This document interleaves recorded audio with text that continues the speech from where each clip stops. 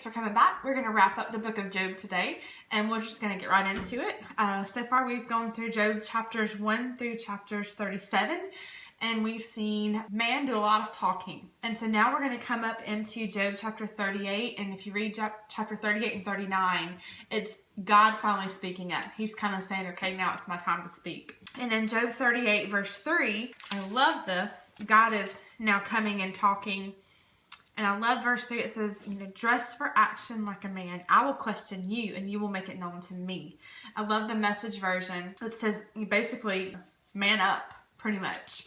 And so we have God coming on the scene, and he's kind of saying, my time now. Like, now you need to listen. You're talking about me, but now you need to hear from me.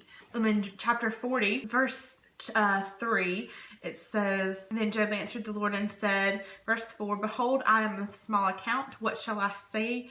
What shall I answer you? I laid my hand on my mouth. I love the Message version of that as well. Job, it literally says, I'm ready to shut up and listen. And how many of us need to practice a little of that in our life? To just shut up and just listen to him talk. Quit talking about him and actually let him talk to us. So, and then again in verse 7, he's basically saying, man up. It's time to go. And then I love this in chapter 42, we kind of come on the scene, and Job's kind of replying to what God has said. He's like, I get it. You are God, and there is no one like you. I know you can do all things, and that no purpose of yours can be thwarted. And then in verse 5, which is what I kind of want to zero in on. I had heard of you by the hearing of the ear, but now my eyes have seen you. Some people say, oh, well then Job, it must have finally clicked with Job. Maybe this is where Job got saved. And I disagree completely. We already know from Job chapters 1 and chapter 2 that God's already called Job righteous. Like, we know that he's already exemplified faith in his life towards God. But I do believe that something does happen to Job here. In our Pillars Bible study group with my high schoolers several weeks back, I asked the question, how many of you have experienced something like this?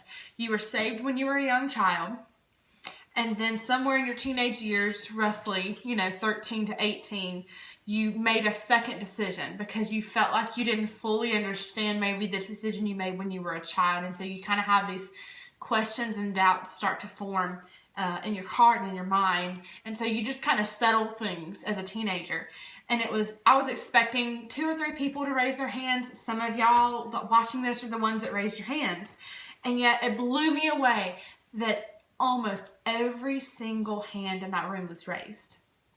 Blew me away. And I thought, that's crazy. And so as I started kind of thinking about that and processing it and talking it through, I remember sitting and talking to my sister, my brother-in-law about it. And I feel like that's maybe a little bit of what's happening here with Job. We have a salvation experience. And you hear people say, well, I accepted Jesus as my Savior, but I didn't accept him as my Lord. Again, I disagree there. I think when he comes in, he's Lord of all. But I do believe that we've done a pitiful job, and myself included, in raising disciples that understand that there's a difference between justification and sanctification. Justification being the act where God declares you righteous. It's the act of coming to faith in him and saying, okay, I believe. I admit that I'm a sinner. I believe that you died on the cross for my sins and rose again. I'm going to confess those sins, and I'm going to seek after you. And you can do that as a young believer. I did that as a young believer. And that is justification. When that act is done, when he calls us to himself and we receive him, then immediately there's a justification. It is the penalty of sin is gone, and we are accounted as just. And then there's a difference. There's sanctification, which is a process. Sanctification is the act of being made holy, and it's an ongoing process. And I believe that as people who come to know Christ maybe at an early age, the act of justification took place, but maybe later on there was kind of a moment in time where you realized, hey, I'm starting to see things click. Like, I'm starting to understand some things, and that's making me question, is this when I really fully accepted Christ? And I think in some cases that is true. Maybe you're dealing with that of kind of wondering, am I saved? Did I get saved? Was it real? Did I really understand what I was doing? Pray through that. find out for sure. Talk with God. But I think in some cases, it's just a sanctification act of realizing that, hey, like Job, I heard about you. My ears had heard about you. I had accepted you. I had my faith in you. But now I've seen you. There's been something in my life that has occurred that has drawn me and pointed my gaze to you and you only, and it's starting to click. I've heard from you and not just about you. Hearing about God and seeing God are incomparable. And so I ask you today to just think about that. One, maybe you find yourself needing to figure out, okay, am I at a place where I just need to shut up and listen, see what he has to say?